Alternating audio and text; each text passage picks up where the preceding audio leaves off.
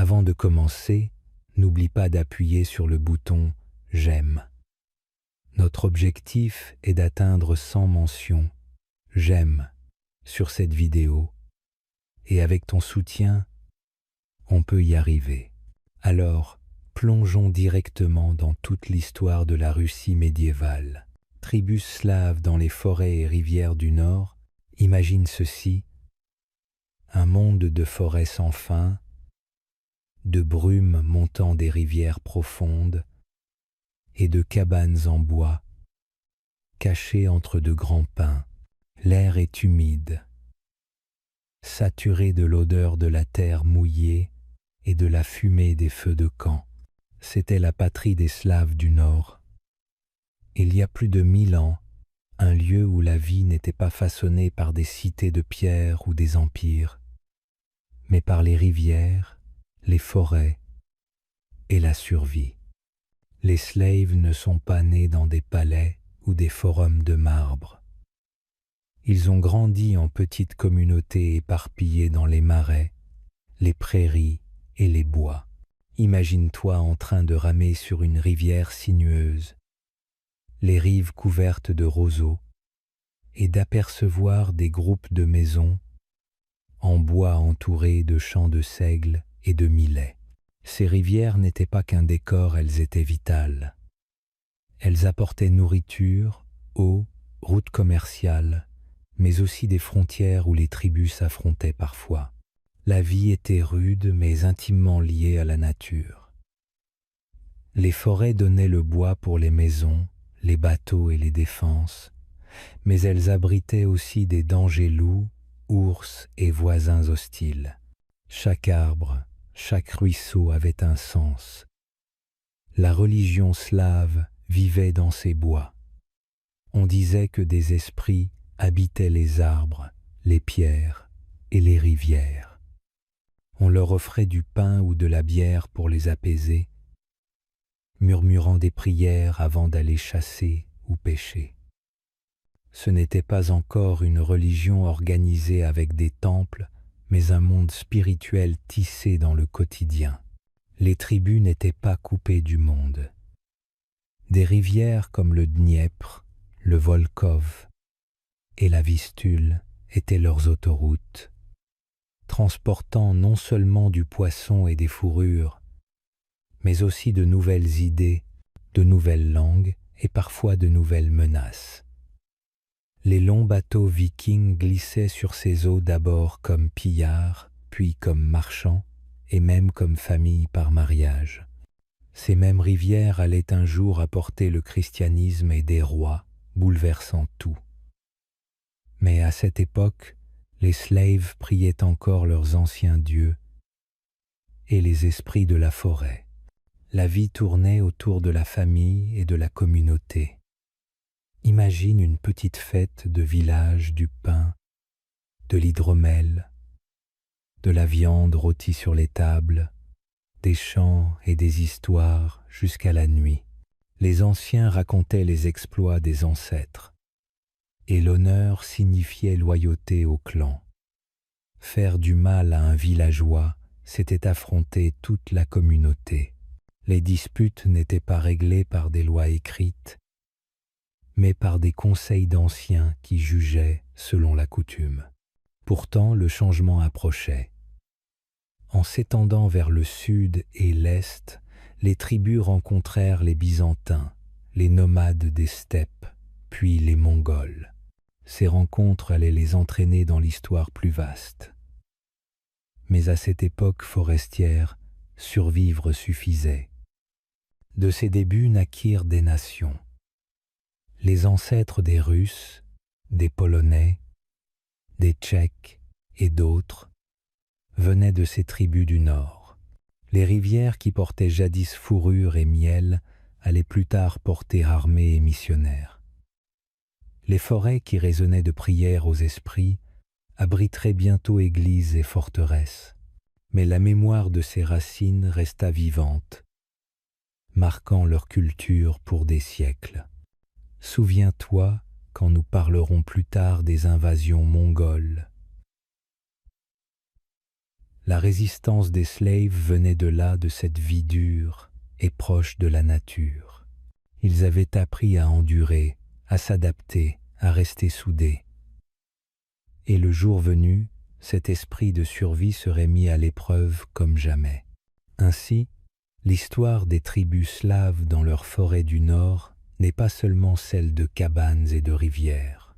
C'est celle de la naissance d'un peuple, se façonnant dans l'ombre des bois, se préparant sans le savoir à entrer dans le grand théâtre de l'histoire médiévale. La conversion au christianisme, le baptême de Vladimir et une nouvelle identité, imagine ceci. Un prince sauvage, plus connu pour ses idoles païennes et ses nombreuses épouses que pour sa piété, entrant soudain dans une rivière avec son armée et en ressortant comme l'homme qui allait changer à jamais le destin de son peuple. Ce n'est pas qu'une scène dramatique, c'est l'histoire réelle du prince Vladimir de Kiev. Un jour, c'était un souverain en quête de pouvoir par le feu et l'acier. Le lendemain, l'homme qui baptisa toute une nation, offrant à la Russie médiévale une identité spirituelle qui résonne encore aujourd'hui. Comment une telle transformation a-t-elle eu lieu? Revenons en arrière. Vladimir n'était pas né saint. Fils de Sviatoslav, un prince guerrier, il hérita du trône de Kiev à la fin du Xe siècle. Au départ, il suivit avec ferveur les anciens dieux.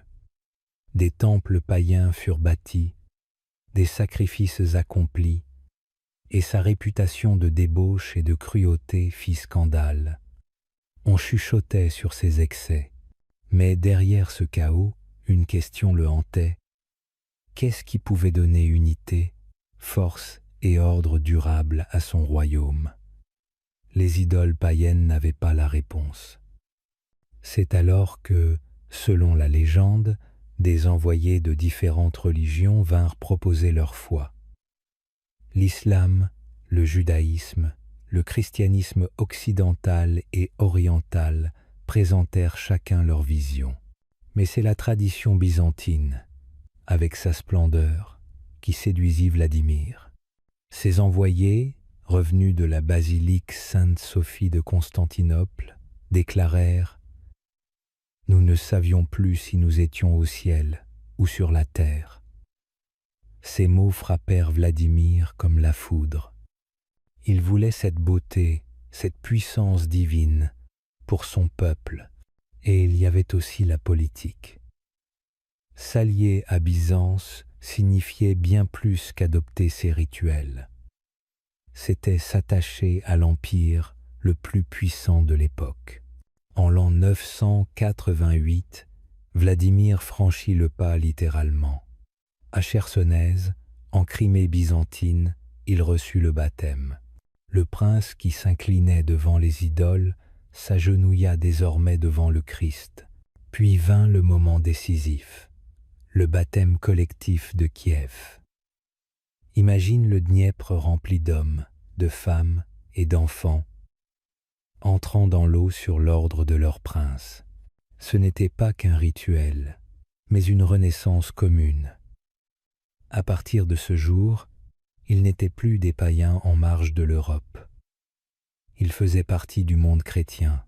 Bien sûr, le changement ne fut pas immédiat. Les pratiques païennes subsistèrent et certains résistèrent. Mais Vladimir persista. Les églises remplacèrent les temples. Des prêtres vinrent de Byzance, et peu à peu les rites chrétiens baptême, mariage, fêtes, jeûnes, s'intégrèrent à la vie quotidienne. Cette transformation allait marquer le droit, l'art, l'architecture et la politique pendant des siècles. Et Vladimir lui-même, ceux qui le connaissaient, dirent que son baptême le transforma. Le prince cruel et lubrique s'adoucit. Il réduisit le nombre de ses épouses, s'occupa des pauvres et devint Vladimir le Grand. Était-il parfait? Bien sûr que non. Mais le changement fut si frappant que les chroniqueurs médiévaux le décrivirent comme miraculeux. Difficile de surestimer l'importance de ce baptême. Ce fut l'encre spirituelle de la Russe de Kiev. Sans lui, les tsars auraient-ils plus tard revendiqué le titre de troisième Rome? L'art, les cathédrales et la littérature russe auraient-ils ce parfum byzantin? Sans doute pas. Souviens-toi, quand nous parlerons des invasions mongoles, leur résistance et leur sentiment de destin venaient de ce choix. Celui de Vladimir n'était pas seulement religieux, c'était aussi politique et stratégique. Ainsi, le plongeon d'un homme dans les eaux du Dniepr n'était pas qu'une question de péché. C'était le baptême d'une nation entière dans l'histoire. D'un prince sauvage à un souverain saint, Vladimir fit naître l'âme de la Russie médiévale, une flamme qui, malgré les tempêtes, ne s'est jamais éteinte. Querelle de famille. Les princes morcellent le royaume. Imaginez un dîner de famille qui se termine non pas par des étreintes, mais par des épées tirées. C'était la Russe médiévale. Une terre autrefois unie sous de puissants souverains s'est vite fragmentée, chaque morceau réclamé par des princes rivaux qui étaient frères, cousins ou oncles. Et au lieu de s'unir contre les menaces extérieures, ils passaient leur énergie à se battre entre eux, laissant le royaume vulnérable. Tout a commencé avec la question de l'héritage. Contrairement aux empereurs romains qui adoptaient souvent des héritiers, les princes de Russe transmettaient leurs terres comme des parcelles agricoles. Le territoire d'un père était partagé entre ses fils, chacun devant gouverner sa portion. En théorie, cela semblait équitable, mais en pratique, c'était chaotique.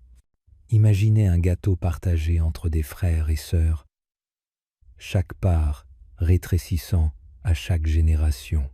Bientôt, des dizaines de petites principautés parsemaient la carte, chacune dirigée par un prince impatient de prouver sa valeur. Prenons Kiev, autrefois centre éclatant de la Russe. Quand les nouveaux héritiers prenaient leurs terres, l'autorité de Kiev s'affaiblissait. La ville gardait du prestige, mais son pouvoir était sans cesse remis en cause par des princes ambitieux de Novgorod, de Souzdal et d'autres centres en pleine ascension. Une année, un prince pouvait régner à Kiev avant d'être renversé par un parent l'année suivante. Le trône ressemblait moins à une couronne de stabilité qu'à un prix dans un interminable jeu de chaises musicales. Ces querelles n'étaient pas de simples disputes familiales, elles se transformaient en guerres sanglantes. Des frères marchaient les uns contre les autres avec leurs armées, brûlant des villages, détruisant des récoltes et laissant les gens du peuple pris entre deux feux. Un paysan qui jurait fidélité à un prince pouvait être puni dès qu'un autre prenait le pouvoir. Les familles qui ne cherchaient qu'à survivre aux saisons devaient subir les conséquences de l'orgueil princier.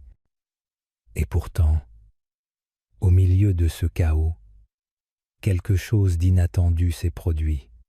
Tandis que les querelles constantes déchiraient l'unité de la Russe, elles ont aussi fait naître de fortes identités régionales.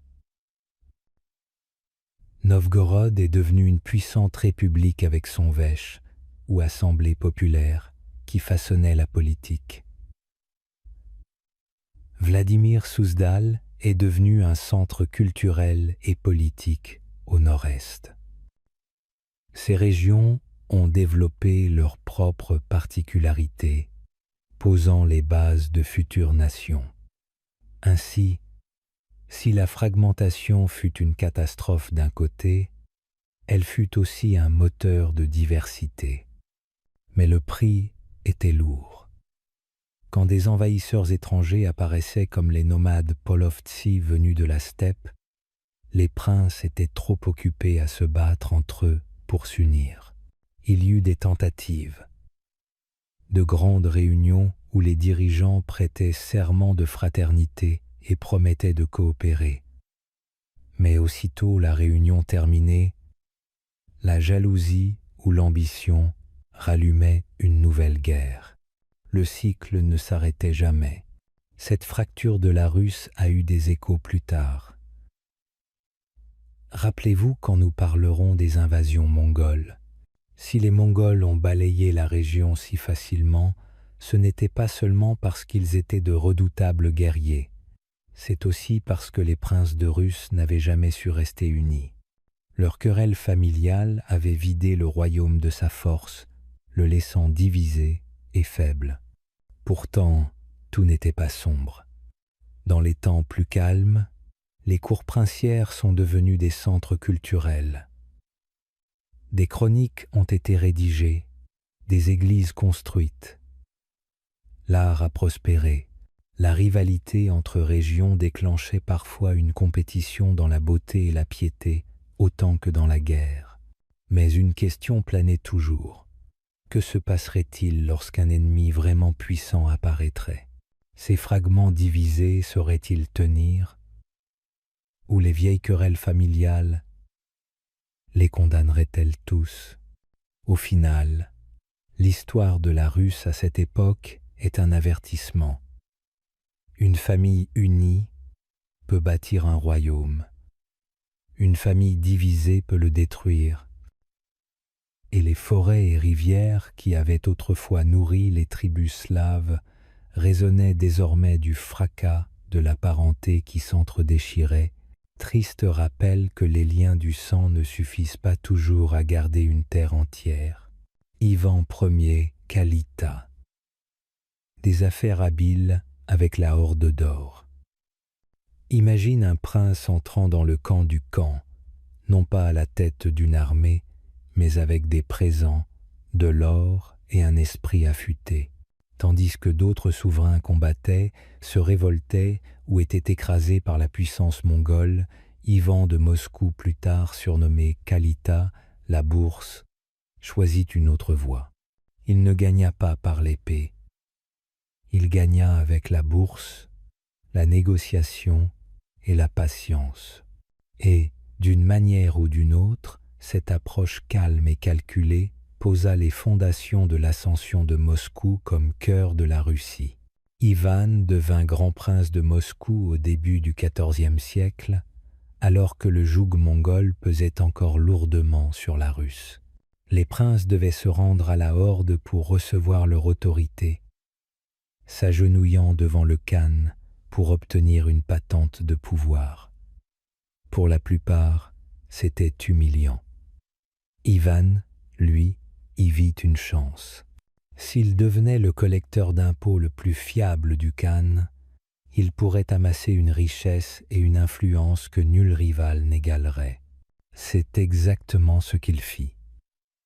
Ivan obtint le titre de grand prince de Vladimir, qui lui donnait le droit de percevoir le tribut des terres voisines au nom de la Horde. Imagine, au lieu que chaque prince apporte son argent, Ivan s'en chargeait. Il en retenait une part pour Moscou, tenait le Khan satisfait par des paiements réguliers et grossissait silencieusement son trésor. Ainsi naquit le surnom de Kalita. Mais il n'y avait pas que l'argent. Ivan utilisa cette richesse avec stratégie.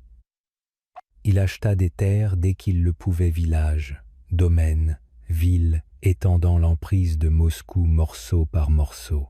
Quand d'autres princes dilapidaient leur fortune en armée ou en luxe, Ivan investissait dans l'avenir de Moscou, attirant commerce, artisans et clergé. Peu à peu, Moscou cessa d'être une petite principauté pour devenir un centre de gravité. L'Église orthodoxe joua aussi un rôle clé. Quand le métropolite chef de l'Église russe transféra son siège de Vladimir à Moscou, ce fut une énorme victoire pour Ivan. Soudain, Moscou n'était plus seulement un pôle politique, mais aussi spirituel. Pèlerins, prêtres et dons affluèrent, enrichissant encore la ville.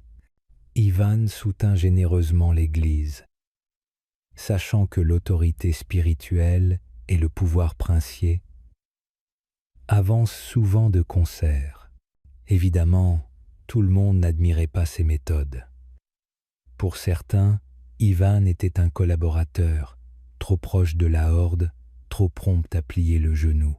Mais ses rivaux ne pouvaient ignorer les résultats. Tandis que des villes comme Tver s'opposaient aux exigences mongoles et en subissaient la répression, Moscou prospérait grâce à la diplomatie prudente d'Ivan. Quand Tver se révolta en 1327, Ivan se rangea du côté de la horde, aida à écraser l'insurrection et reçut en retour davantage de privilèges et de terres. Brutal? Oui. Efficace? Absolument. Ce qui distingue le leadership d'Ivan, c'est ce style. Il évita les guerres hasardeuses qui ruinent, tout comme la défiance ouverte qui attire le désastre. Il joua sur le temps long.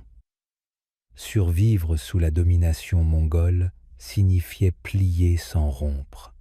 Sa patience, associée à l'accumulation tenace de richesses et de domaines, créa la base sur laquelle des souverains comme Dmitri Donskoï et Ivan le Grand pourraient, plus tard, défier la horde à visage découvert. Souviens-toi de l'invasion mongole, des villes brûlées et des populations réduites en esclavage. À l'époque d'Ivan, la Russe vivait toujours sous cette ombre, mais la fumée commençait à se dissiper. Par de savants accords, Moscou devint la ville qui, un jour, rallierait le reste de la Russe pour briser le joug mongol.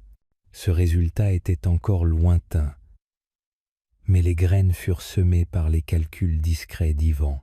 Alors, quand tu entends Kalita, ne pense pas seulement à l'avidité. Imagine un homme qui transforma le tribut en levier, bâtit des alliances avec des pièces d'argent plutôt qu'avec du sang, et fit d'une petite principauté le tremplin d'une nouvelle identité russe. Ivan Ier n'a peu être pas brandi l'épée sur le champ de bataille, mais ces marchés conclus avec la Horde d'Or prouvent que l'arme la plus tranchante peut être une bourse bien remplie et la sagesse de s'en servir. Moscou contre Tver. La lutte pour le leadership de la Russe imagine deux frères rivaux, toujours en compétition pour le même trône.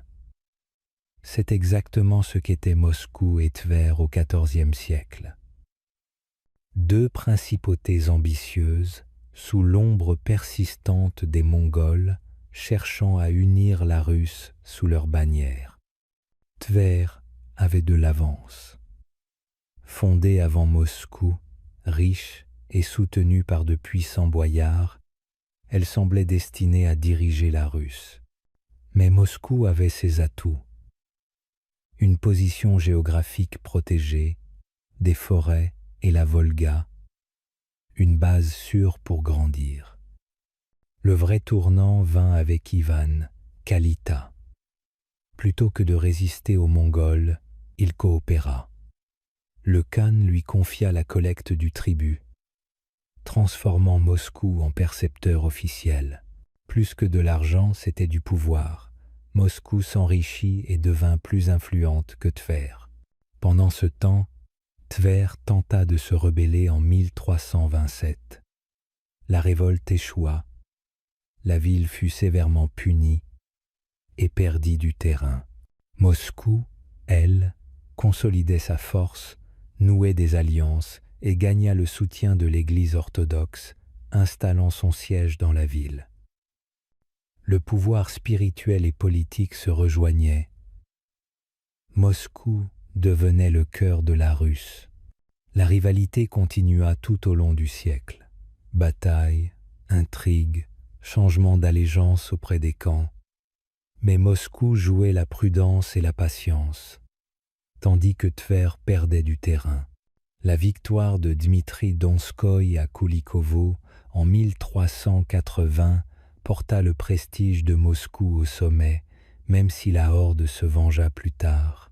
Cette lutte n'était pas qu'une querelle entre deux villes, c'était le basculement du pouvoir dans la Russe. Moscou gagna la couronne, mais sans Tver et ses défis, cette victoire n'aurait pas eu la même valeur. Au final, Moscou s'impose et trace la voie vers l'unification de la Russe, jetant les bases de la future Russie. Dmitri Donskoï et la bataille de Koulikovo ferment les yeux un instant. Deux armées face à face, un matin de brume. D'un côté, les Mongols, maîtres de la Russe depuis plus d'un siècle. De l'autre, un jeune prince de Moscou, Dmitri, pas encore trentenaire, prêt à défier la horde en bataille rangée. Nous sommes en 1380 sur le champ de Koulikovo, un tournant de l'histoire russe. Avant ça, la vie sous le joug mongol était dure. Les princes payaient tribut aux Khan.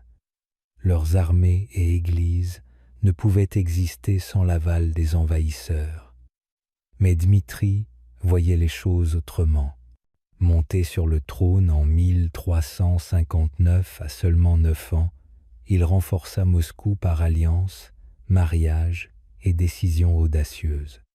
Il réussit à unir des princes rivaux, chose rare dans une Russe fragmentée. La Horde d'Or était affaiblie par des querelles internes. Dmitri saisit sa chance. En 1380, le commandant mongol Mamai marche avec une grande armée pour imposer sa domination. Dmitri rassemble des forces venues de toute la Russe. Pour la première fois, l'unité russe dépasse les querelles locales. Le 8 septembre, les deux armées se rencontrent sur le Don. Le duel initial entre Perezvei, moine guerrier russe, et Tcheliubey, champion tatar, se termine tragiquement. Il meurt d'un seul choc. C'est le signal que le combat sera sanglant. Le combat dure des heures, brutal et confus. Quand la ligne russe semble céder, une réserve cachée frappe le flanc mongol. L'armée de Mamai est vaincue et prend la fuite. Pour la première fois, la Russe gagne en rase campagne contre les Mongols. La victoire ne met pas fin au joug immédiatement. La horde se venge 2 ans plus tard. Mais Koulikovo a semé une idée puissante. La domination mongole n'est pas éternelle. Dmitri devient symbole de résistance et inspire les générations suivantes. Il paya cher. Ses terres furent ravagées, Moscou brûlé. Mais la légende reste. Le jeune prince qui osa défier l'ombre mongole, combattant parmi ses hommes sur ce champ embrumé, reste à jamais Dmitri Donskoï. Koulikovo n'est pas juste une bataille, c'est un réveil.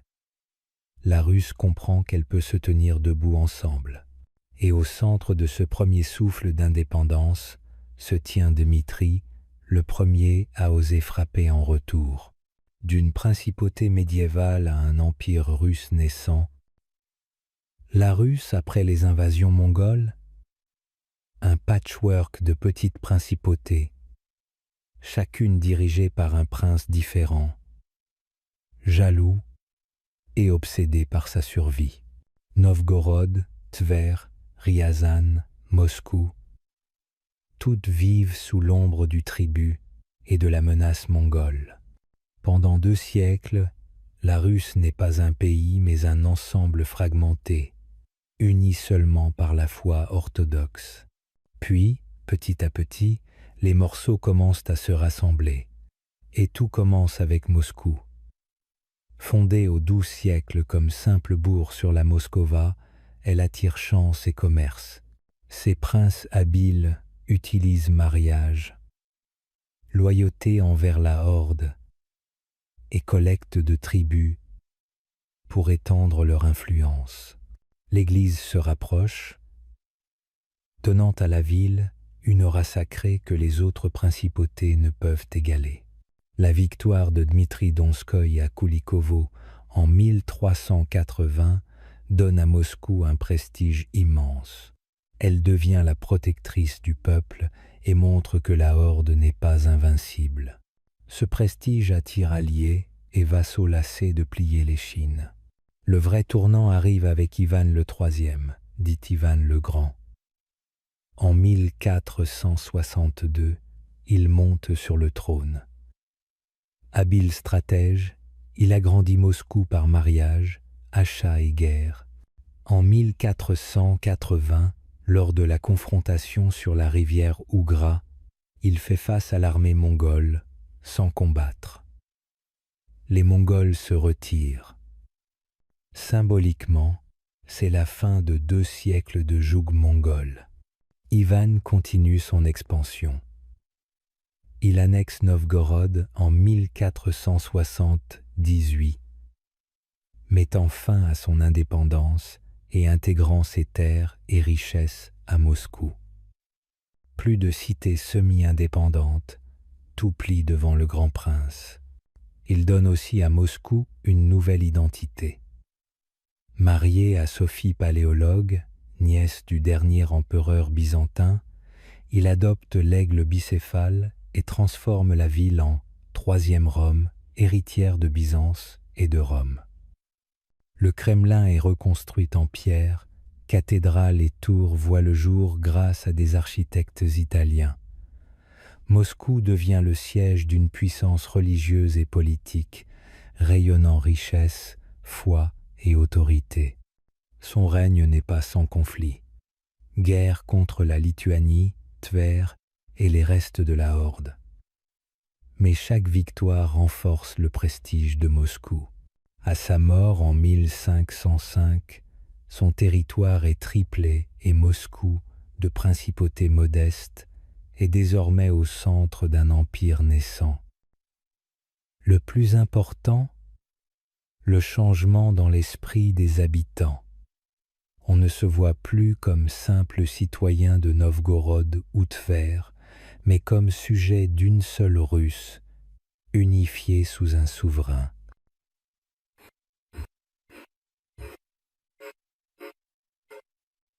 Cette centralisation psychologique est aussi décisive que toutes les batailles. C'est ici que tout commence. Moscou passe de ville médiévale à cœur d'un empire russe en devenir. Une mosaïque dispersée devient un manteau de nation. Et c'est cette base qui permettra, plus tard, au règne d'Ivan le Terrible de transformer la Russie en puissance mondiale. Si tu as aimé ce voyage dans l'histoire, n'oublie pas de mettre un j'aime, de laisser un commentaire avec ton passage préféré et de t'abonner pour ne pas manquer le prochain chapitre de cette grande épopée des civilisations. La naissance de Kiev. Les Vikings deviennent les maîtres des rues. Imagine ceci. De longs bateaux en bois fendant les rivières brumeuses, leurs proues en forme de dragon fixant l'horizon, tandis que les rames plongent en rythme parfait. Ce ne sont pas encore des Russes. Ce sont des Vikings aventuriers, marchands et parfois pillards nordiques, naviguant non pas en mer, mais à travers les veines de l'Europe de l'Est. Et l'étonnant, ces étrangers allaient poser les bases de ce qui deviendra la Russie et l'Ukraine. Tout commence au IXe siècle. Les tribus slaves des forêts et des rivières étaient de bons paysans, chasseurs et marchands, mais incapables de rester unis. Les querelles et les menaces extérieures les divisaient sans cesse. Alors, raconte une vieille chronique, ils firent un choix audacieux. Inviter des étrangers à régner. Notre terre est vaste et riche, disait-il, mais elle manque d'ordre. Venez régner sur nous. Ceux qui répondirent furent les Varegs des Vikings venus de l'Est. L'un des premiers noms liés à cette histoire est Rurik. Avec sa troupe de guerriers, il descendit du nord prit Novgorod et fonda la dynastie qui régnerait des siècles. Son récit est peu, être en partie légendaire, mais son nom marque le début du pouvoir russe. De là, l'influence viking s'étendit vers le sud, attirée par le commerce. Les rivières étaient leur route. Le Dniepr, le Volkhov et le Dniestre reliaient la Baltique froide à la mer Noire, riche en échanges. Au bout se trouvait Constantinople-Byzance avec son or, sa soie et ses épices. Imagine ces marchands blonds descendant de leurs navires, haches à la ceinture, négociant dans les marchés bondés de l'Empire. Ce n'était plus seulement du pillage, c'était du commerce et du grand commerce. Cette route fit de Kiev un trésor. Placée sur le Dniepr, elle contrôlait les taxes, la richesse et le pouvoir. En l'an 882, un prince varègue nommé Oleg prit la ville et la proclama mère des cités russes. Kiev devint alors le cœur d'un nouveau royaume, la Russe de Kiev. Mais ce n'était pas une simple conquête. Les Vikings ne restèrent pas des étrangers pour toujours. Peu à peu, ils se mêlèrent aux Slaves locaux.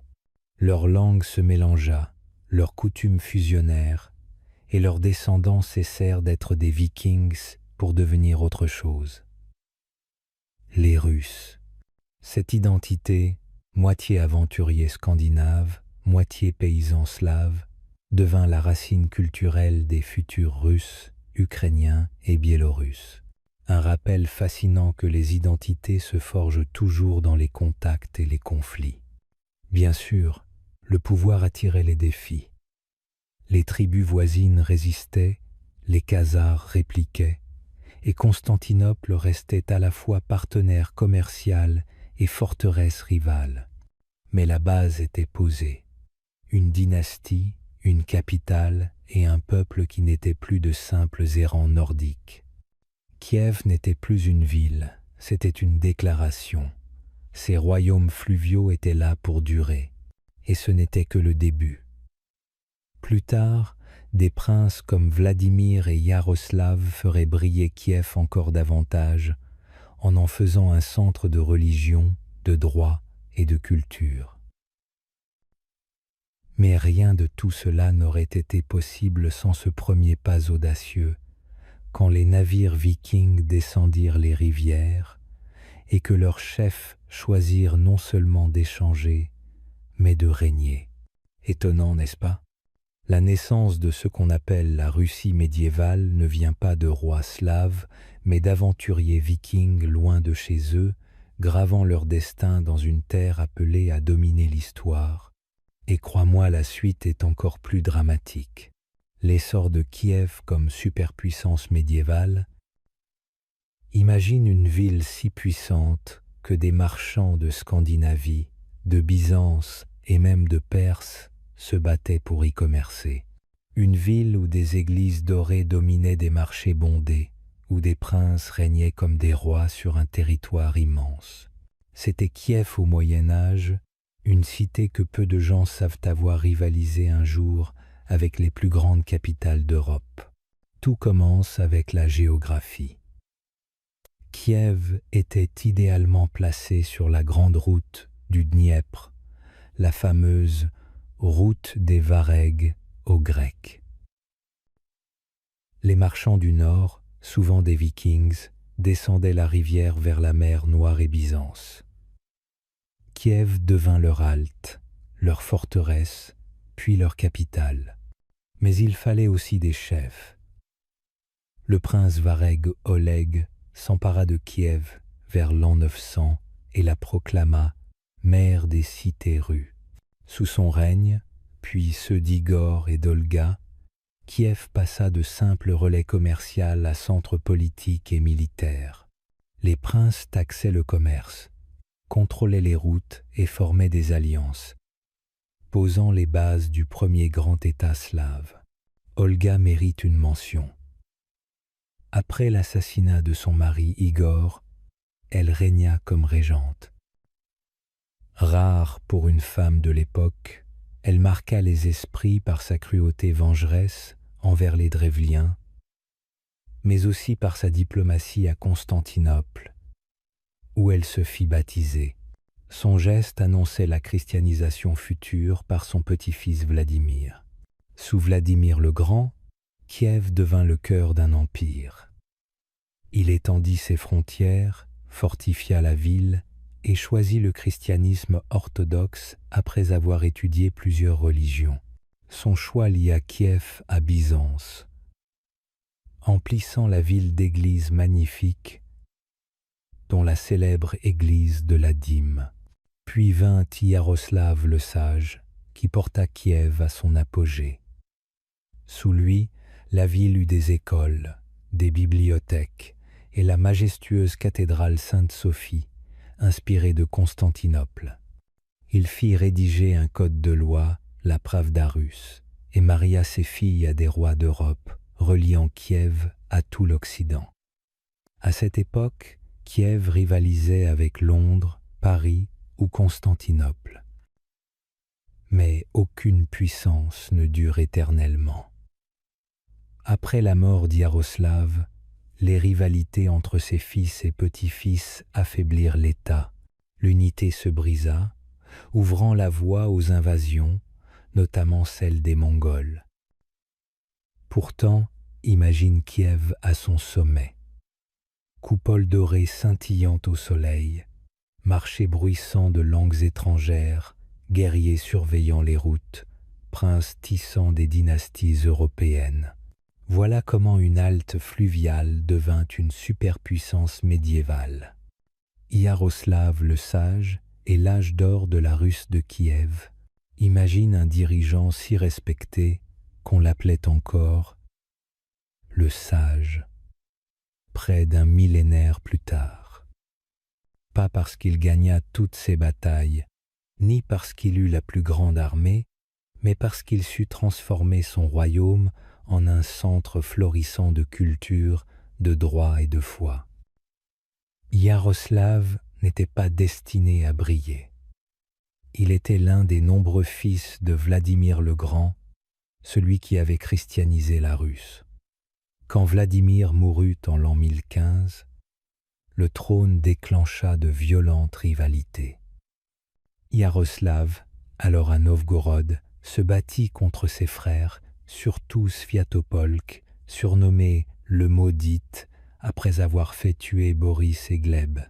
Cette lutte sanglante portait moins sur l'ambition personnelle que sur l'avenir d'un immense territoire. Yaroslav finit par triompher, et en s'emparant de Kiev en l'an 1010 à 9, il fit bien plus que prendre le pouvoir. Il transforma la ville en capitale rayonnante. Kiev, mère des cités russes, brilla de nouvelles églises, bibliothèques et écoles.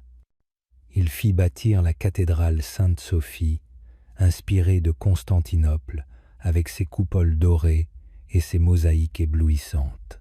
Pour un peuple récemment converti, entrer dans ce lieu devait sembler entrer au paradis. Mais Yaroslav ne fut pas seulement bâtisseur d'églises, il fut aussi bâtisseur de lois. Il fit rédiger le premier code écrit de la russe, la Pravda russe. Pour un peuple habitué aux coutumes orales et au jugement des princes, c'était révolutionnaire. Cela donna un cadre aux conflits de propriété, d'héritage et de crimes. Ce n'était pas parfait, la justice dépendait souvent de la richesse, mais cela apporta un ordre durable. Il fut aussi un maître de la diplomatie. Plutôt que de multiplier les guerres, il maria ses enfants dans les familles royales d'Europe. Ses filles devinrent reines de France, de Norvège et de Hongrie. Ce réseau fit surnommer Kiev la cité des mariages princiers. Si Vladimir avait lié la Russe spirituellement à Byzance, Yaroslav la lia politiquement à l'Europe. Bien sûr, il dut encore combattre, notamment contre les Petchénègues, nomades des steppes. Sa victoire finale, hura la stabilité de Kiev pour longtemps. Mais ce qui rend son règne unique, c'est l'équilibre entre l'épée et le livre, la guerre et la sagesse. Après sa mort, en l'an 1054, son équilibre s'effondra.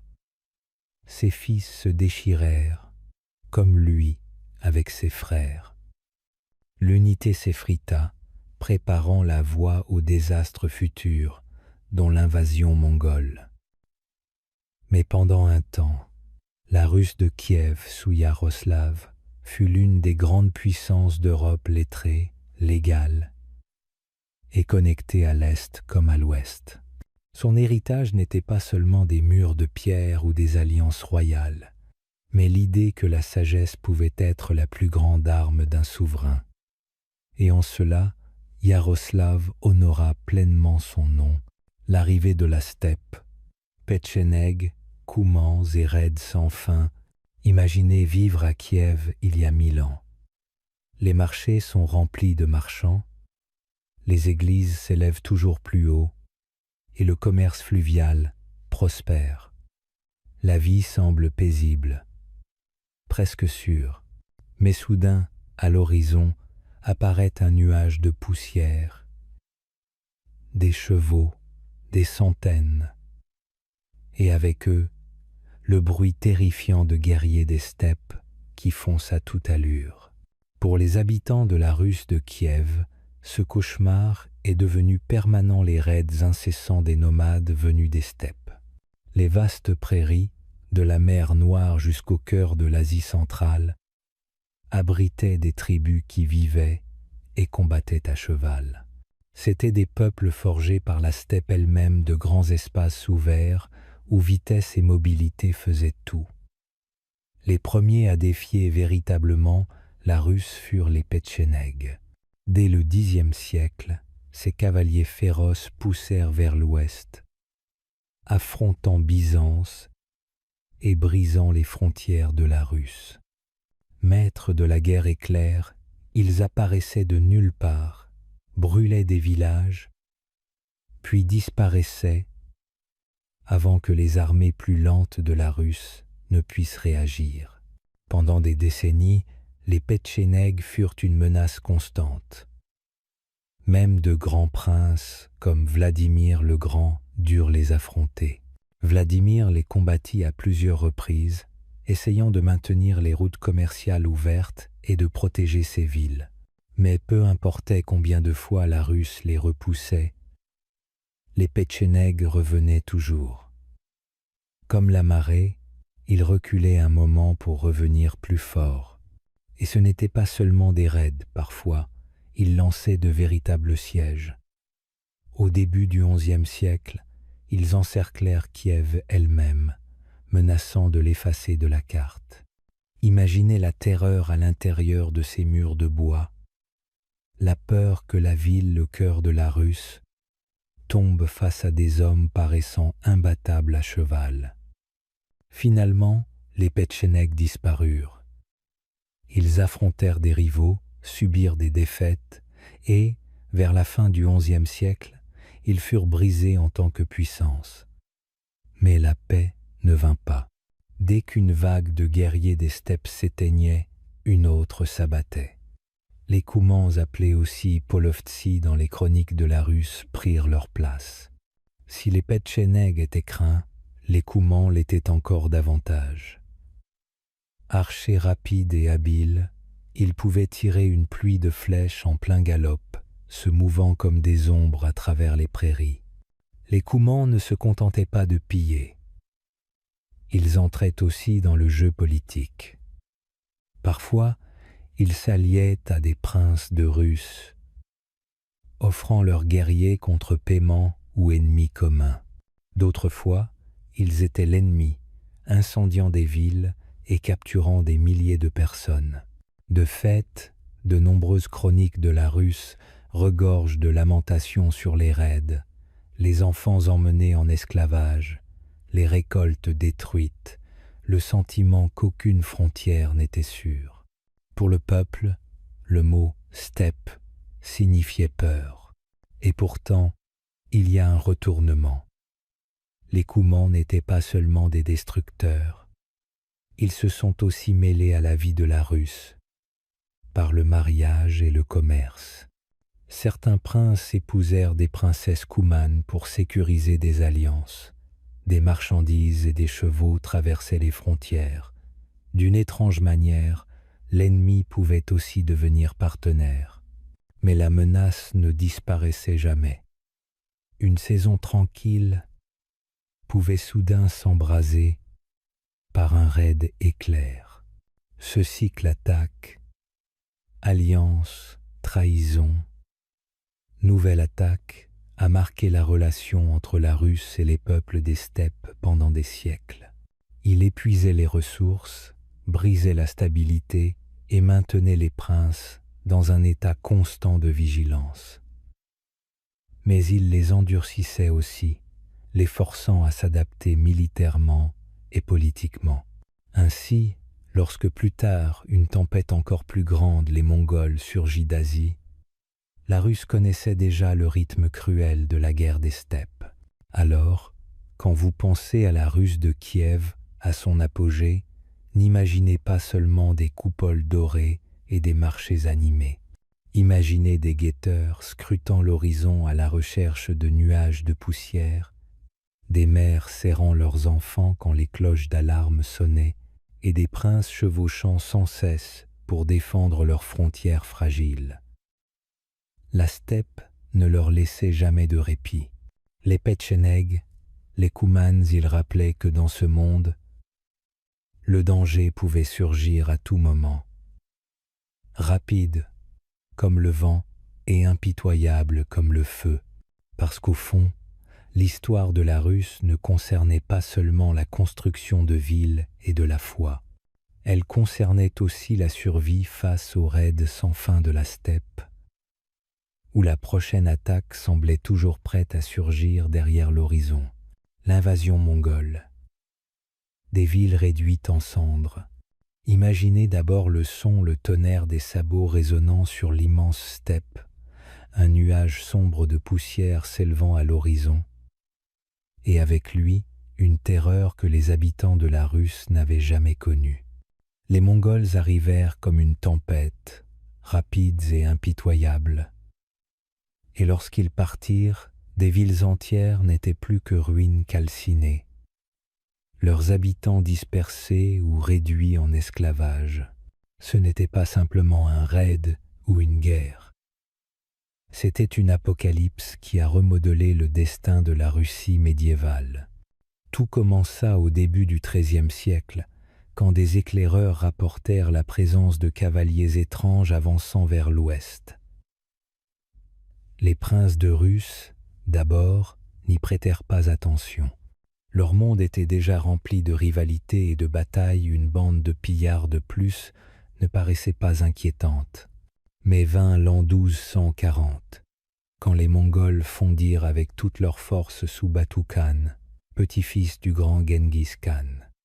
Unis sous une seule bannière, ils formaient une machine imparable.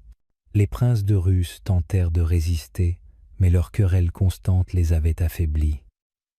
Rappelez-vous quand nous avons parlé de leur division après la conversion de Vladimir. Ces divisions n'avaient jamais été guéries, et voilà qu'ils en payaient le prix. Les Mongols anéantissaient leurs armées une par une. À la bataille de la rivière Kalka, des années plus tôt, la Russe avait déjà goûté à la défaite, mais elle n'avait pas encore compris l'ampleur de la menace. À présent, elle le réalisait. Ville après ville tomba. Ryazan fut la première à brûler, ses murailles éventrées et son peuple massacré. Puis vint Moscou, alors simple bourgade, puis Vladimir, l'un des grands centres de la Russe. Les chroniques racontent des églises pleines de gens mis à feu, des cris traversant la nuit tandis que flammes et braises dévoraient le bois et la pierre. Aucune ville, aussi fière ou fortifiée soit-elle, ne pouvait résister à l'assaut mongol. Kiev, le joyau de la Russe, tomba en 1240, ses coupoles dorées renversées, ses rues réduites en gravats. La ville, qui avait autrefois brillé par la lumière du christianisme, n'était plus qu'un tas de cendres. Mais les Mongols n'étaient pas que des destructeurs. C'étaient aussi des conquérants organisés. Une fois la ville écrasée, les survivants étaient forcés de payer tribut, et commença alors ce que l'on appela plus tard le joug mongol. Chaque prince devait s'incliner devant le khan, livrer impôts et serments de loyauté. Ceux qui résistaient étaient réduits en exemple leurs terres ravagées, leur peuple réduit en esclavage. Mais ceux qui se soumettaient pouvaient régner en vassaux, leur trône ne tenant qu'à la merci du khan. L'impact dépassait la politique. Les routes commerciales furent remodelées sous contrôle mongol, reliant la Russe au vaste empire s'étendant de la Chine à l'Europe. Les Mongols exigeaient de l'ordre, et leurs messagers pouvaient traverser des milliers de kilomètres sous peine de mort pour quiconque les entravait. Pour la Russe, c'était un paradoxe. Humiliation et destruction, mais aussi connexion à un monde plus vaste. Pourtant, les cicatrices étaient profondes. Des générations entières grandirent dans l'ombre du tribut et de la peur. L'Église orthodoxe, curieusement, survécut et se renforça même, car les Mongols l'épargnaient souvent en échange de prières et de coopération. La foi devint un refuge à une époque où le pouvoir terrestre s'était effondré. En regardant vers l'avenir, cette invasion a ouvert la voie à de nouveaux dirigeants. Moscou, alors petite ville, allait lentement gagner en importance précisément grâce à son rôle dans la collecte du tribut pour le khan. Plus tard, quand des princes comme Dmitri Donskoï défièrent les Mongols, leurs victoires eurent un immense poids symbolique. Mais tout cela était encore à venir. Sur le moment, ce que les gens voyaient, c'était le feu, le sang et la ruine. Alors, quand vous pensez à l'invasion mongole, n'imaginez pas seulement des armées à cheval. Imaginez des mères serrant leurs enfants tandis que les flammes dévoraient leurs maisons. Imaginez des moines enterrant des icônes sacrées dans la terre pour les sauver des pillards. Imaginez le silence qui régnait après que les cris s'étaient éteints, un silence lourd de cendres. Ce silence entrait la Russe pendant des siècles, marquant son âme à la fois de douleur et de résilience. Le joug mongol, tribut, terreur et survie sous la horde, imaginez ceci. Nous sommes au XIIIe siècle, et le sol tremble sous les sabots.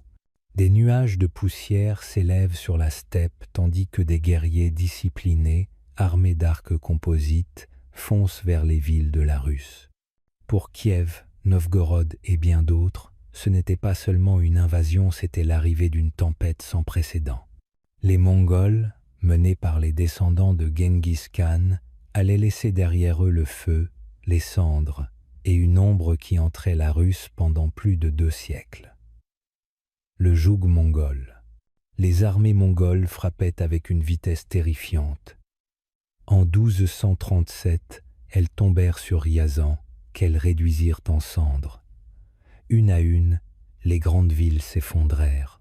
Kiev, la fière mère des villes de la Russe, fut réduite en décombres en 1240. Les chroniques parlent de rues couvertes de cadavres, d'églises pillées et de survivants emmenés en esclavage. Imaginez voir votre monde s'écrouler en une nuit, sachant que les plus hautes murailles ne pouvaient arrêter la horde. C'était la réalité de la conquête mongole. Mais la conquête n'était que le début. Les Mongols ne s'installèrent pas en Russe. Ils gouvernaient à distance, exigeant obéissance et tribut. Les princes qui voulaient gouverner devaient se rendre à la capitale de la horde à Saraï, sur la basse Volga, s'incliner et recevoir un yarlik, une charte leur donnant autorité. C'était un système fondé sur la peur et l'humiliation. Vous pouviez garder votre trône, mais seulement si vous payiez. Le tribut était lourd, et ce n'était pas que de l'argent. C'était du blé, des fourrures, du bétail, et parfois même des personnes. Les collecteurs d'impôts mongols, appelés baskaks, veillaient à ce que rien ne manque.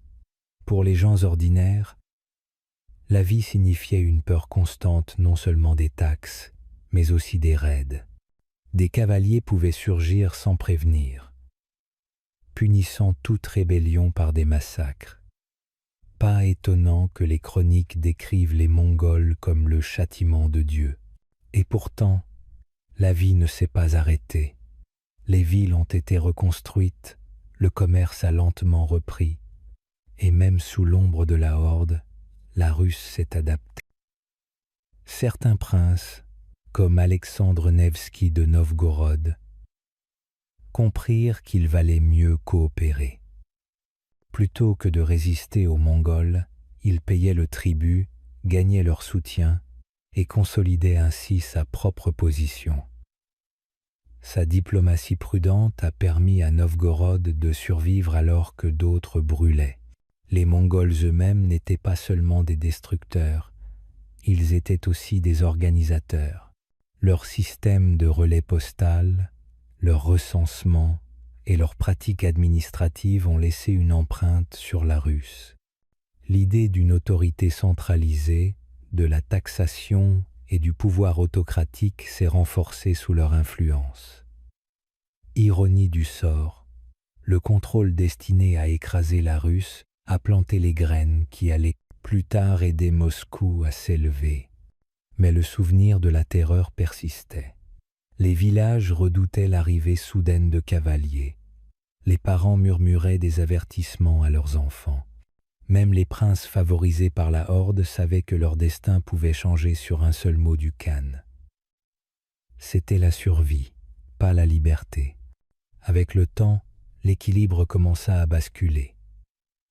Les princes de Moscou, autrefois secondaires, devinrent habiles à coopérer avec la horde.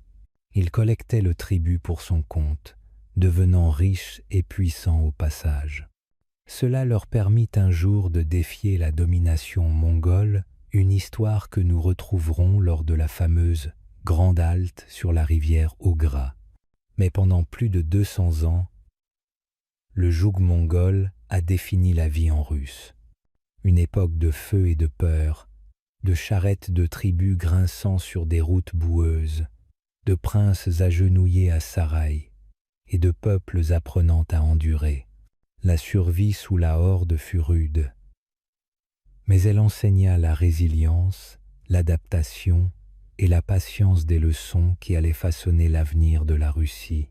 Le joug mongol n'était pas seulement une conquête, c'était vivre sous l'ombre du pouvoir, pris entre terreur et survie, jusqu'au jour où la Russe fut prête à se relever. Novgorod la Grande, une république au milieu des princes.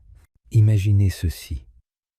Alors que la majeure partie de l'Europe médiévale était gouvernée par des rois et des princes, il existait une ville où marchands, paysans et citadins se rassemblaient sur une grande place, élevaient la voix et votaient réellement sur l'avenir de leur terre. Cette ville, c'était Novgorod, un endroit si inhabituel pour son époque qu'il constituait une république entourée de monarchies.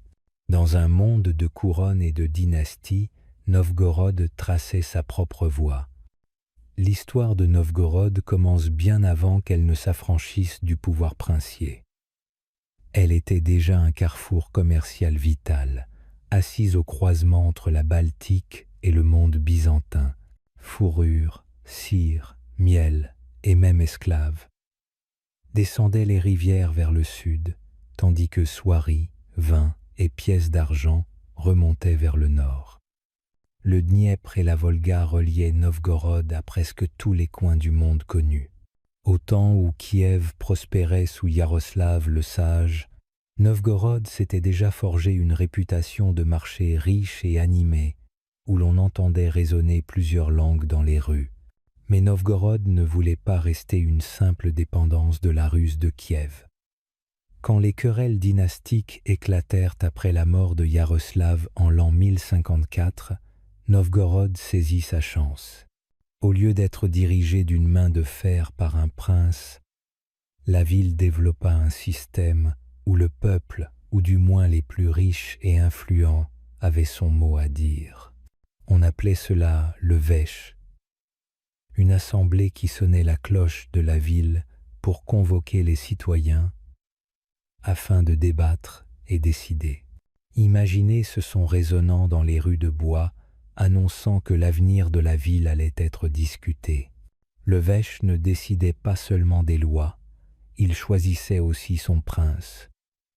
Voilà ce qui faisait la différence de Novgorod.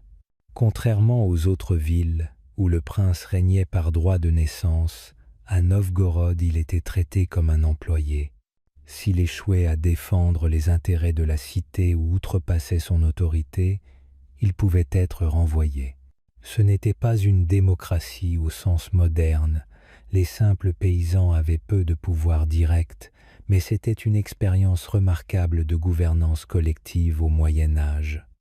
Et le vrai pouvoir de Novgorod ne résidait pas dans un seul homme, mais dans sa classe marchande et aristocratique.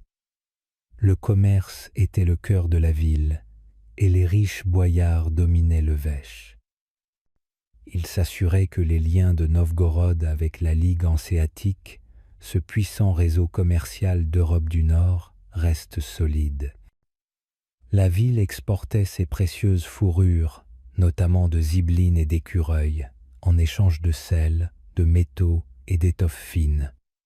On disait qu'à Novgorod, l'argent parlait plus fort que les épées. Pourtant, malgré ce système proche d'une république, Novgorod n'était pas une utopie. Derrière l'idéal du pouvoir partagé se cachaient des tensions constantes entre riches et pauvres, marchands et gens du commun, églises et laïcs. Mais la résilience de la ville était extraordinaire. Tandis que Kiev subissait les raids nomades puis s'effondrait sous les invasions mongoles, Novgorod conserva son indépendance pendant des siècles. Souvenez-vous, quand nous en viendrons aux Mongols écrasant la Russe, vous verrez comment Novgorod échappa à la destruction, en partie grâce à sa géographie, en partie grâce à une politique habile. L'Église jouait aussi un rôle clé dans l'identité de la cité. L'archevêque de Novgorod n'était pas seulement un chef religieux, mais aussi une figure politique puissante, servant souvent de médiateur entre factions rivales. Le cœur spirituel de la ville, la cathédrale Sainte-Sophie, reflétait la grandeur de Kiev, mais symbolisait aussi la propre importance de Novgorod. En y entrant, avec ses murs de pierre froide et la lueur des cierges, les habitants ressentaient à la fois le poids de la foi et la fierté civique. L'indépendance de Novgorod, cependant, portait toujours une ombre. Les princes voisins à Vladimir, à Moscou ou ailleurs convoitaient ses richesses. Novgorod pouvait engager des armées, mais sa survie dépendait d'équilibres d'alliances et parfois de paix achetées. Pendant des siècles, cela fonctionna, mais cet équilibre ne pouvait durer éternellement. Quand nous atteindrons l'ascension de Moscou, vous verrez comment la fière république de Novgorod finit par tomber sous l'ombre d'un tsar centralisateur. Mais à son apogée, Novgorod était tout simplement étonnante. Une ville où le commerce comptait plus que les lignées de sang, où les assemblées pouvaient sonner une cloche et décider de l'avenir, où les liens s'étendaient à travers toute l'Europe. Dans une mer de princes, Novgorod a prouvé qu'une autre manière de gouverner était possible, et pendant des siècles, elle a prospéré. Alexandre Nevsky. défenseur de la foi et des frontières du Nord, imagine une rivière gelée, la glace gémissant sous le poids des hommes en armure. Au loin, l'affrontement éclate acier contre acier. Boucliers qui se brisent, cris de guerre dans l'air glacé. Au centre de la tempête se tient Alexandre Nevski, un jeune prince dont le nom résonnera des siècles durant, non seulement comme guerrier, mais comme défenseur de la foi et de son peuple dans l'une des heures les plus sombres de la Russe. Alexandre naquit au début du XIIIe siècle, une époque où la Russe subissait une pression constante. À l'est, les Mongols menaçaient, leurs armées ayant écrasé ville après ville. À l'ouest, des chevaliers croisés de l'ordre teutonique et de Suède s'enfonçaient dans le nord, avides de conquête et décidés à étendre le christianisme catholique. Pour la Russe, la survie ne tenait qu'à un fil. C'est dans ce chaos qu'apparut Alexandre, prince de Novgorod, une cité à la fois riche et farouchement indépendante. D'emblée, Alexandre prouva qu'il était plus qu'un noble de plus. Quand des forces suédoises tentèrent de débarquer près de la Neva en 1240, il rassembla ses hommes, frappa vite et repoussa les envahisseurs. Cette victoire lui valut son célèbre surnom Nevski, de la Neva. Il n'avait qu'un peu plus de 20 ans et montrait déjà la force et la ruse qui feraient de lui une légende. Mais son plus grand défi vint quelques années plus tard contre les chevaliers teutoniques. Ces guerriers, en lourde armure et portés par le zèle de la croisade, s'enfoncèrent profondément sur les terres de Novgorod. Leur projet n'était pas seulement la conquête. Ils voulaient soumettre les Slaves orthodoxes au contrôle catholique. Pour Alexandre, c'était plus que de la politique, c'était un combat pour la foi, la culture et l'indépendance. Le moment décisif arriva en 1242 lors de la bataille sur la glace. Sur le lac Peipus, Alexandre attira les chevaliers en armure lourde sur les eaux gelées. Au cœur des mêlées, la glace commença à se fendre sous leur poids, transformant leur force en faiblesse. Les troupes plus légères et mobiles d'Alexandre les taillèrent en pièces, dispersant un ennemi qui paraissait irrésistible. L'image de chevaliers sombrant dans les eaux glacées s'imprima dans les mémoires, symbole de la résilience de la Russe face à des forces écrasantes. Ce qui rendit Alexandre remarquable, ce ne furent pas seulement ses victoires, c'était sa façon d'équilibrer les menaces. Il comprit qu'une résistance frontale contre les Mongols, vu leur puissance, ne mènerait qu'au désastre. Il accepta donc leur suzeraineté quand il le fallait, payant tribut tout en préservant l'autonomie de Novgorod. Certains y virent une compromission, voire une trahison. Mais Alexandre savait distinguer la bataille qu'on peut gagner de la guerre qui détruirait tout. En cédant d'un côté, il pouvait tenir bon de l'autre. Grâce à cette stratégie, il épargna son peuple et protégea la foi orthodoxe des croisés venus de l'Ouest. Alors que beaucoup de princes, par orgueil ou rivalité, se lançaient dans des guerres téméraires, Alexandre eut le rare talent de choisir ses combats. Son leadership préserva un noyau de culture, de foi et d'identité de la Russe au moment où tout pouvait disparaître. Les générations suivantes virent en lui plus qu'un prince. Il fut canonisé par l'Église orthodoxe russe, célébré non seulement pour son génie militaire, mais pour sa piété et sa protection de la foi. Son histoire traversa chroniques, chants et, plus tard, films, faisant de lui une figure intemporelle de courage et de sagesse. Quand nous aborderons plus loin la domination mongole sur la Russe, souviens-toi des choix d'Alexandre. Ses victoires au nord ne concernaient pas seulement des terres, mais la survie du monde slave orthodoxe afin qu'il puisse affronter les tempêtes à venir. Dans ses combats glacés, sur les rivières et les lacs gelés, Alexandre Nevski forgea un héritage qui défendait non seulement des frontières, mais l'âme même de son peuple.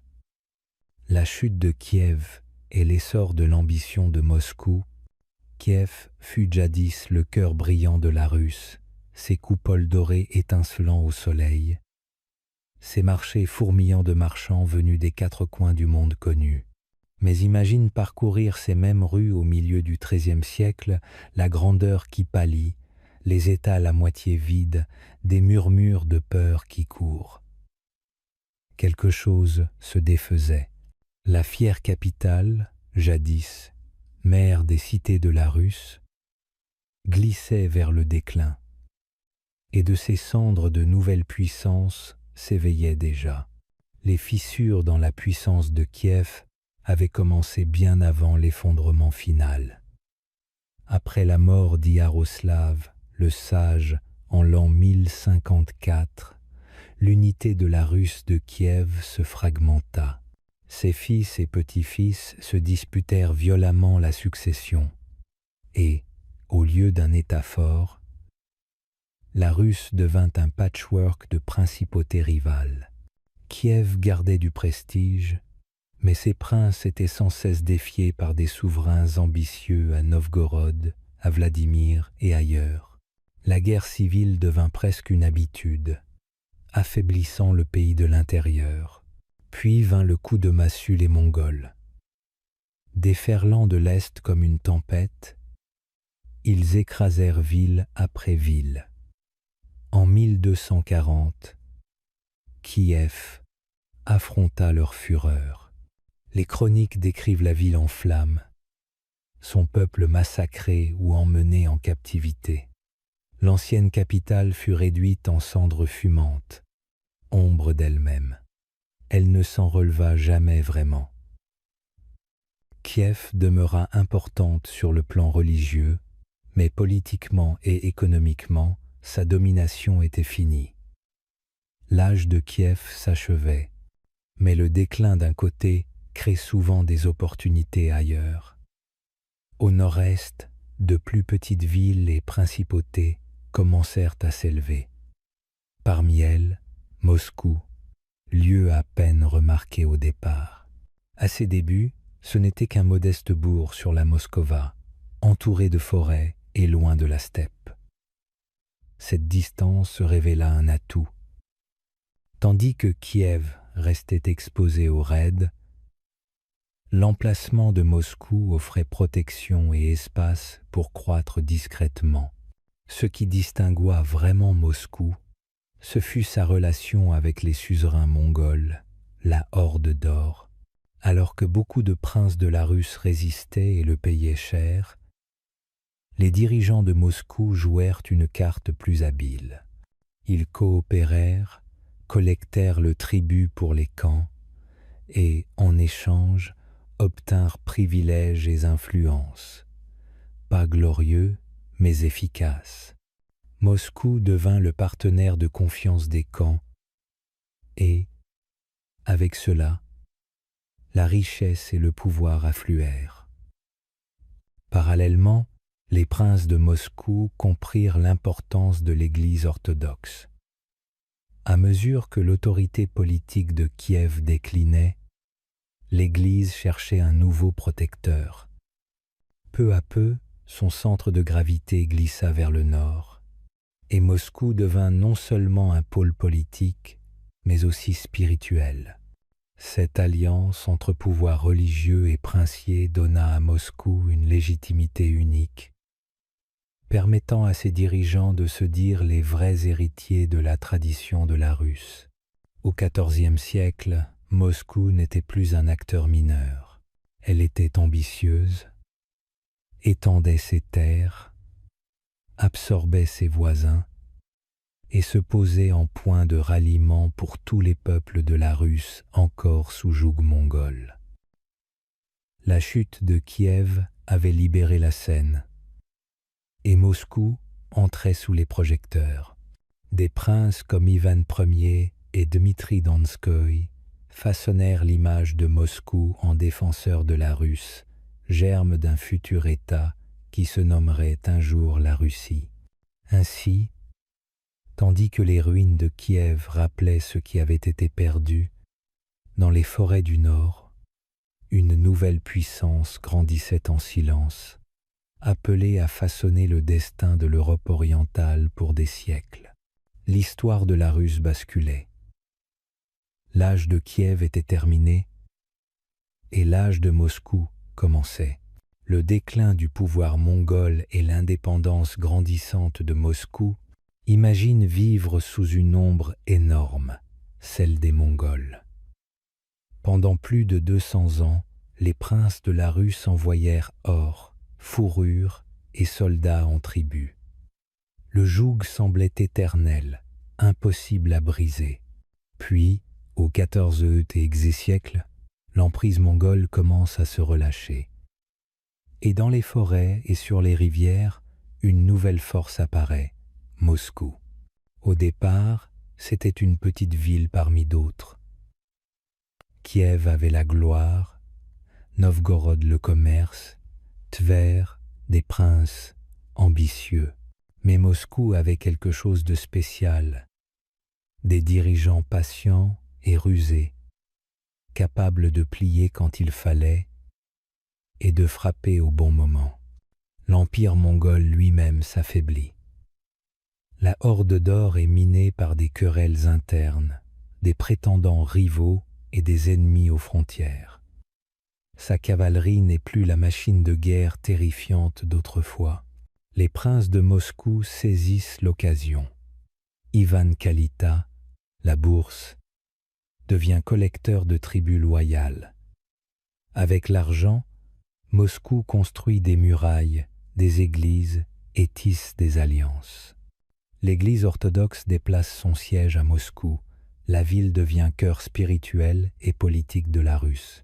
Le vrai tournant, la bataille de Koulikovo en 1380, menée par Dmitri Donskoï. Même si la Russe reste sous la horde, la victoire montre que les Mongols ne sont pas invincibles. Elle inspire courage et espoir pour les générations suivantes. Décennie après décennie, Moscou étend son influence. Les princes et villes fatiguées du joug mongol se rallient autour d'elle. Elle devient le symbole de l'unité et de la foi orthodoxe. Puis vient Ivan le III. En 1480, il fait face aux Mongols sur la rivière Ougra. Pas de grande bataille. Les Mongols se retirent. C'est la fin du joug. Moscou se tient désormais comme le chef de la Russe. Cette victoire transforme tout.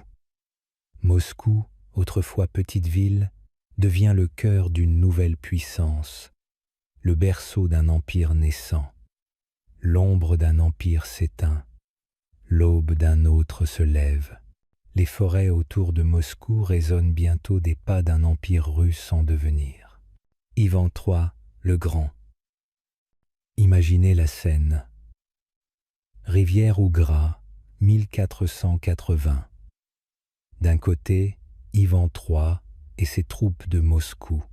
De l'autre, l'armée de la Horde d'Or, maître de la Russe depuis plus de 2 siècles. Les deux camps se font face, mais rien. Pas de bataille, pas d'épée qui s'entrechoquent. Les Mongols reculent.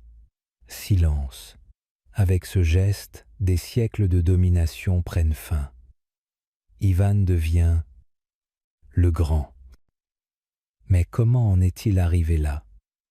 Depuis le XIIIe siècle, les Mongols contrôlaient la Russe via la Horde d'Or. Les princes devaient payer un lourd tribut et demander la permission pour gouverner. Tant que tu obéissais, tu survivais. Mais ce pouvoir imposé humiliant s'est fissuré avec le temps. La horde s'affaiblit, des guerres civiles éclatent, de nouveaux voisins s'imposent. L'occasion pour un prince ambitieux. Ivan III, prend le pouvoir en 1462.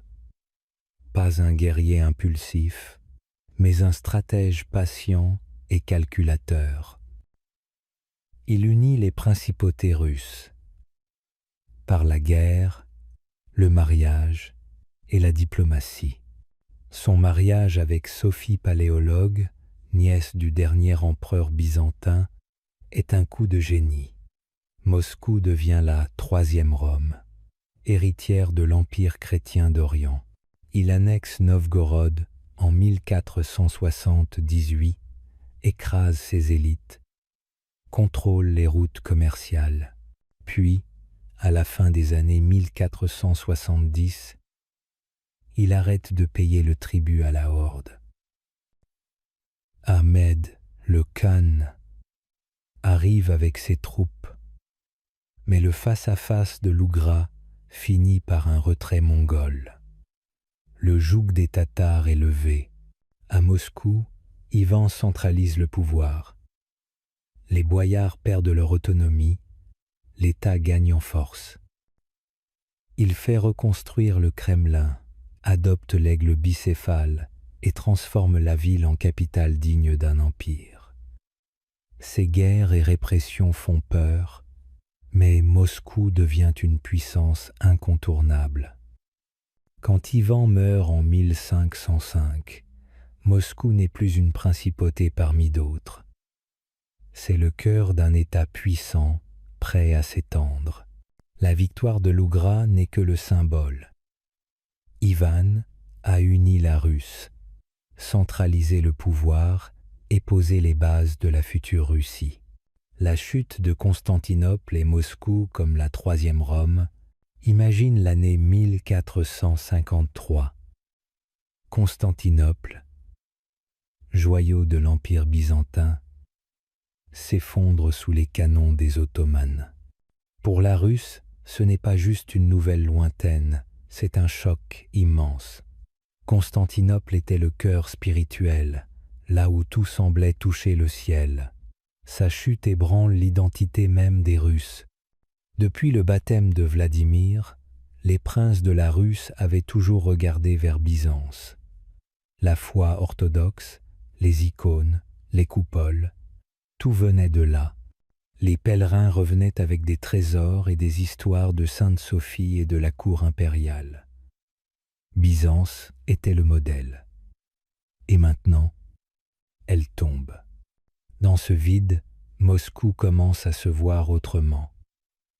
La Russe était fragmentée, mais avec Constantinople disparue, le regard se tourne vers le nord. Ivan le III affirme que Moscou est l'héritière de Byzance. Si Rome fut la première, Constantinople la seconde, Moscou sera la troisième, la Rome finale. Comme disait un moine de Pskov, 2 Roms sont tombés, la troisième tient, et il n'y en aura pas de quatrième. Ce n'est pas juste spirituel, c'est politique. Ivan épouse Sophie Paléologue, nièce du dernier empereur byzantin. Moscou n'est plus une principauté ni un simple vassal des Mongols. Elle devient le centre de la chrétienté orthodoxe, le phare de la foi pour un monde bouleversé. Les symboles renforcent ce message. L'aigle bicéphale, les églises plus grandes, les coupoles colorées et les icônes raffinées. Même le Kremlin, reconstruit par Ivan, devient symbole de pouvoir spirituel et politique. Cette identité se construit depuis des siècles. Ivan Ier, Kalita, préparait le terrain au XIVe siècle avec la collecte du tribut et l'enrichissement de Moscou. Dmitri Donskoï, un siècle plus tard, gagne Koulikovo en 1380, prouvant que résister à la horde est possible. Chaque génération ajoute à cette base. Quand Constantinople tombe, Moscou est prête à jouer un rôle plus grand. Pour le peuple, Moscou comme troisième Rome donne du sens à ces épreuves. Le joug mongol, les villes brûlées, les guerres entre princes, tout cela fait partie d'un plan divin. Ils ne sont plus juste survivants, mais citoyens de la cité choisis par Dieu pour porter la vraie foi. Cette idée façonne la culture, les chroniques, les prières et devient un outil politique pour légitimer le pouvoir. Bien sûr, ça a des conséquences.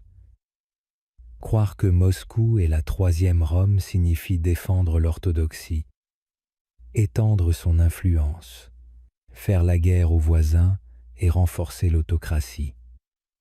Les tsars s'appuieront sur cette idée pendant des siècles. Alors quand tu penses à 1453, ne vois pas seulement les Ottomans à Constantinople. Vois les ondes traverser la Russe jusqu'à Moscou, prête à porter la lumière de l'orthodoxie. Des cendres de Byzance naît une nouvelle identité qui va façonner la Russie pour des siècles. Moscou, la troisième Rome, la cité choisie par Dieu. Ivan le Terrible, le premier tsar et son règne impitoyable. Imaginez un enfant couronné avant même de comprendre ce que cela signifie. À seulement 3 ans, Ivan IV devient grand prince de Moscou après la mort de son père en 1533. Son enfance n'est pas faite de chaleur ou de guidance, mais de peur et de négligence. Les puissantes familles boyardes, avides d'influence, gouvernent en son nom, humiliant souvent le jeune prince. Imaginez grandir dans un palais où ceux censés vous protéger vous traitent comme un pion. Ivan voit la violence, la trahison, la cruauté à un âge où les enfants devraient être préservés. Cette amertume s'enracine profondément en lui et marquera toute sa vie et son règne. Quand il prend enfin le contrôle total, Ivan ne perd pas de temps. En 1547, à 16 ans, il se proclame tsar de toute la Russe. Ce n'est pas qu'un titre, tsar vient de César, reliant Moscou aux héritages de Rome et de Byzance. Ivan envoie un message clair.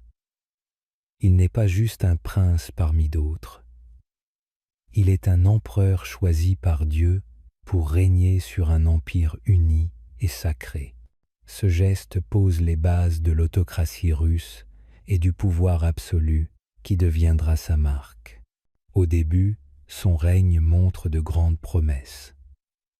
Il réforme l'armée, créant les streltsy, une force permanente armée de mousquets.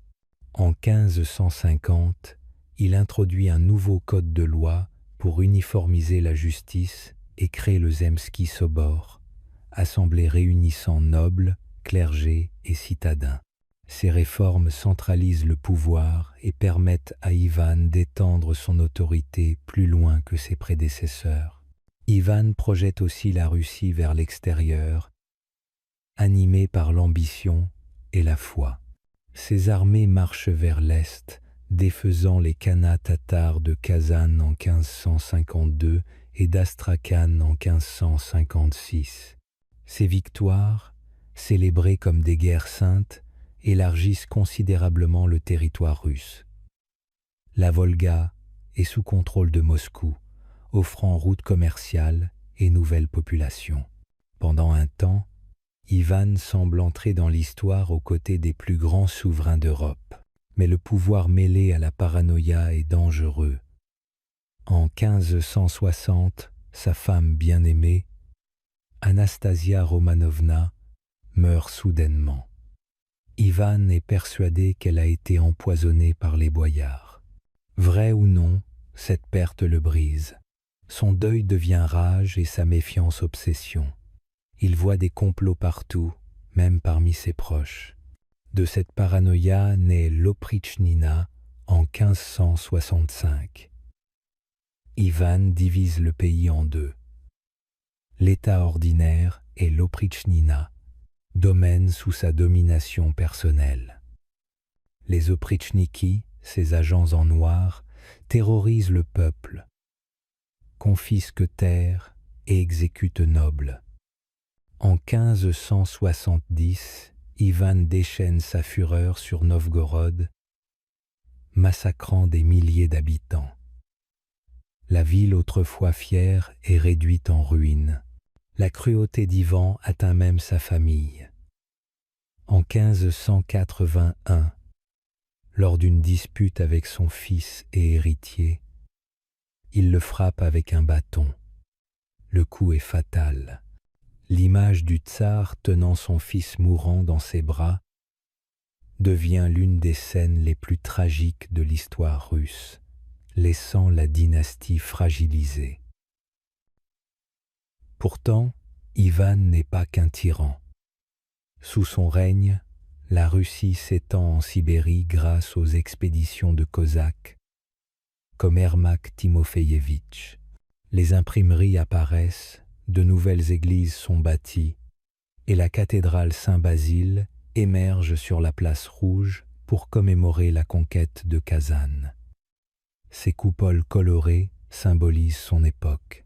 Le paradoxe d'Ivan est clair. Sa vision va de pair avec la violence. Il centralise le pouvoir mais affaiblit la société. Les boyards sont écrasés, les villes ravagées et la population vit dans la peur. Ces guerres contre la Pologne, Lituanie et la Suède s'éternisent, épuisant le pays. Quand Ivan meurt, en 1504, il laisse une Russie plus grande et centralisée, mais meurtrie et sans héritier solide. Son décès plonge le pays dans le temps des troubles, période de famine, invasion et guerre civile. Pour comprendre les souverains russes suivants, de Pierre le Grand à Staline, il faut comprendre Ivan. Il fut le premier tsar, l'homme qui façonna l'autocratie russe avec autant de triomphe que de terreur. Ses victoires élargissent la Russie, ses réformes modernisent l'État, mais sa cruauté marque le peuple et fragilise la dynastie. Ivan le Terrible taille la couronne russe dans le sang et le fer, préparant des siècles de règne fondés sur la peur et le pouvoir absolu.